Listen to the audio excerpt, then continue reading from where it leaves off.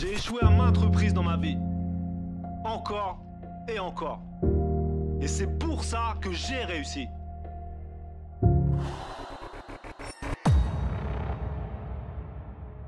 J'élimine la fatigue, annihile la douleur, je repousse les limites. J'élimine la fatigue, annihile la douleur, je repousse les limites. J'élimine la fatigue, annihile la douleur, je repousse les limites. J'élimine la fatigue, annihile la douleur, je repousse les limites. J'ai vaincu le sablier, les secondes du grappillé, la pesanteur maintenant plus c'est fini.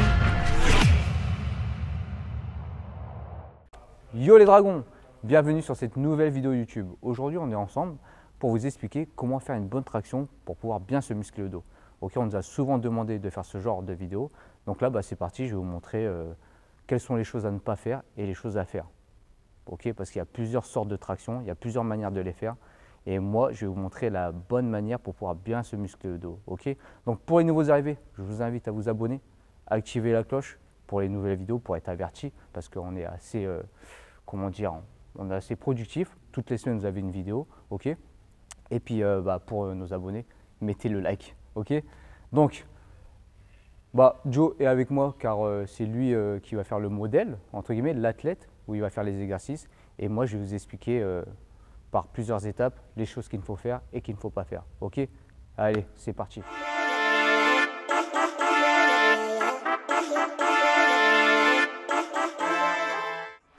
Premier point, c'est au niveau des prises. Vous avez plusieurs prises. Donc pour la prise large est un problème pour bien contracter les dorsaux. Pourquoi? Faible amplitude. Vous aurez une faible amplitude, donc une moins bonne contraction au niveau des dorsaux. Certes, vous ferez plus de répétitions parce que l'amplitude est courte, mais le problème, c'est qu'il y aura une moins bonne contraction au niveau des dorsaux. Et aussi, un risque de blessure au niveau des épaules parce que vos épaules vont plus intervenir. Donc c'est ça le problème des prises larges. Donc les prises larges, pour bien sentir les dorsaux, à éviter, tout simplement. Ensuite, il y a la prise serrée. Donc la prise serrée est bien aussi pour avoir plus de force pour faire la traction. Mais le problème en prise serrée, c'est qu'on va faire beaucoup intervenir les avant-bras et les biceps. Donc du coup, on va tout prendre sur les bras. On aura plus de force pour tirer, mais on va tout prendre sur les bras. Et du coup, on aura une moins bonne contraction au niveau des dorsaux. Tout simplement. Parce que quand vous faites une prise serrée, vous sentez tout dans les bras en général. Et du coup, la sensation sur les bras vont prendre le dessus sur la sensation des dorsaux. Donc pour moi, la meilleure prise, c'est une prise normale. Un peu plus que la largeur d'épaule. Vous prenez une prise moyenne, ni trop large, ni trop serrée. Et à partir de là, vous allez voir le changement au niveau de la sensation des dorsaux.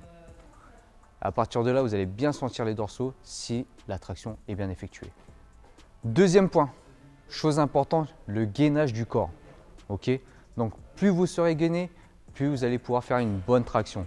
Parce que le problème, c'est que sur certaines tractions, les personnes vont laisser les jambes se balader, comme mettre les jambes en arrière. Du coup, ils vont réussir à faire la traction, mais le corps va se balancer. Vous ne serez pas stable, vous ne serez pas gainé, le corps ne sera pas gainé. Ok. Ensuite, il y a aussi le fait que les pieds ne soient pas serrés, vont se balader devant, derrière. Et ça sera un problème parce qu'au niveau de la traction, elle ne sera pas propre et pas bien exécutée car le gainage n'est pas enclenché. L'important, c'est de rentrer le ventre, serrer les jambes, les coller l'une vers l'autre, ok, comme vous le voyez en image. Et ensuite, là, vous pouvez tirer. Et à partir de là, quand vous serez gainé au niveau du corps, là, vous aurez plus de force pour faire la traction, tout simplement. Comme vous le voyez en image, de toute façon, vous voyez que c'est plus facile quand le corps est gainé pour faire une bonne traction. Point numéro 3, chose importante, c'est la fin de la traction.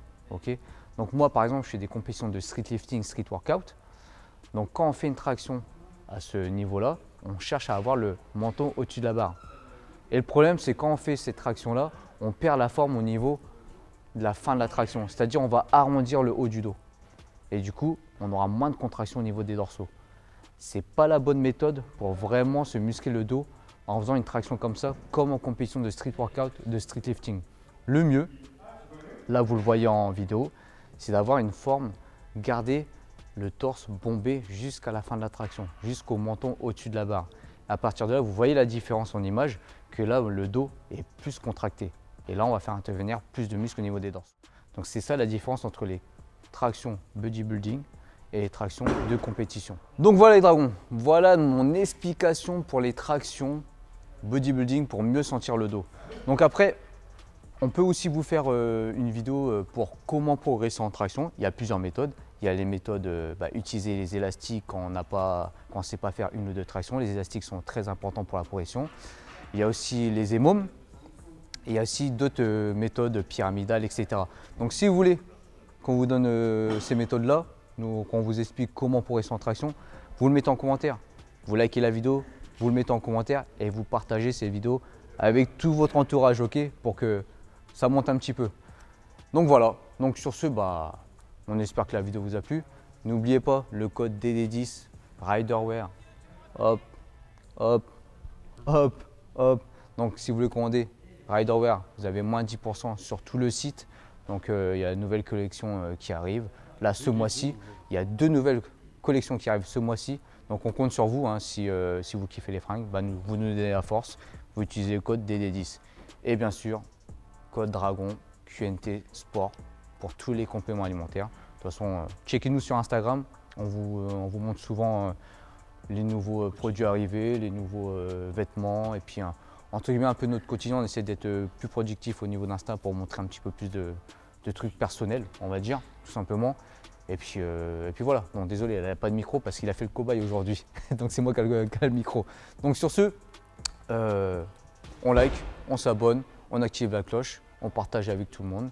Et puis rendez-vous pour la prochaine vidéo. On vous dit juste no fake. Just training. J'ai échoué à maintes reprises dans ma vie.